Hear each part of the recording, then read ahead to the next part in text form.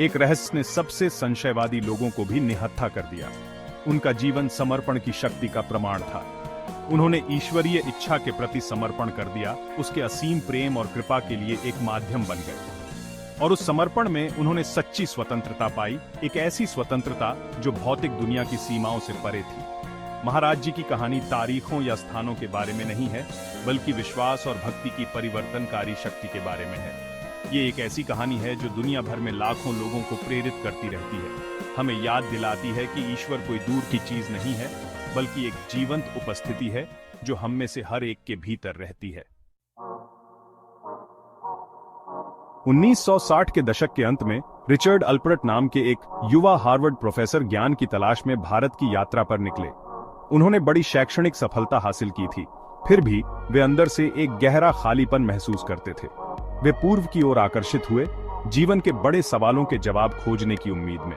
उनकी खोज उन्हें हिमालय की तलहटी में नीम करोली बाबा के पास ले गई। महाराज जी से मिलने पर रिचर्ड को एक तुरंत संबंध महसूस हुआ, एक पहचान का एहसास जो शब्दों से परे था।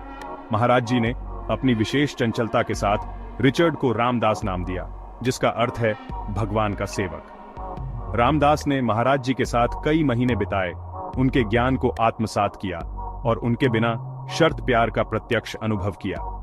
इस मुलाकात ने रामदास को बदल दिया, उनके अहंकार को दूर किया और उन्हें एक गहरी वास्तविकता से अवगत कराया।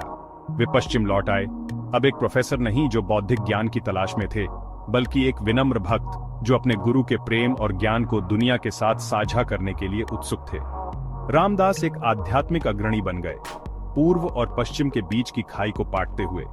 उनकी किताब बी हियर नाउ महाराज जी के साथ उनके समय की कहानियों और शिक्षाओं का संग्रह एक प्रति सांस्कृतिक क्लासिक बन गई, जिसने लाखों लोगों को पूर्वी आध्यात्मिकता की परिवर्तनकारी शक्ति से परिचित कराया। नीम करोली बाबा ने कभी भारत से बाहर यात्रा नहीं की, फिर भी उनकी उपस्थिति इसकी सीमाओं से बहुत दूर महसूस की गई। खासकर अमेरिका में, जहां उनके भक्तों, जिनमें रामदास भी शामिल थे, ने उनकी शिक्षाओं को साझा किया और उनके नाम पर आश्रम बनाए। सबसे प्रसिद्ध किस्सों में से एक में महाराज जी की चमत्कारी जागरूकता और हस्तक्षेप शामिल है। कहते हैं कि उन्होंने एक बार रामदास से उन्हें एक खास ब्रांड की LSD लाने के लिए कहा। जब रामदास ने अनुरोध से आश्चर्यचकित होकर विरोध किया कि यह भारत में अवैध है, तो महाराज जी बस मुस्कुराए और जोर दिया। रामदास हैरान लेकिन भरोसा करते हुए LSD प्राप्त करने में कामयाब रहे और इसे महाराज जी को भेंट किया। उनके आश्चर्य के लिए महाराज जी ने LSD की पूरी शीट खा ली, एक ऐसी खुराक जो एक सामान्य व्यक्ति के लिए घातक होती। वे पूरी तरह से अप्रभावित रहे, उनकी मुस्कान अटल रही, उनकी आंखें दिव्य मनोरंजन से चमक रही थीं। यह घटना, चाहे शाब्दिक रूप से ली जाए या रूपक के रूप में, महाराज जी के पारलौकिक स्वभाव के बारे में बहुत कुछ कहती है। इससे पता चलता है कि वे भौतिकी के नियमों या मानव शरीर की सीमाओं से बंधे नहीं थे। वे एक अलग स्तर पर मौजूद थे, एक ऐसा क्षेत्र जहां चमत्कार आम बात थे और असंभव संभव हो जाता था।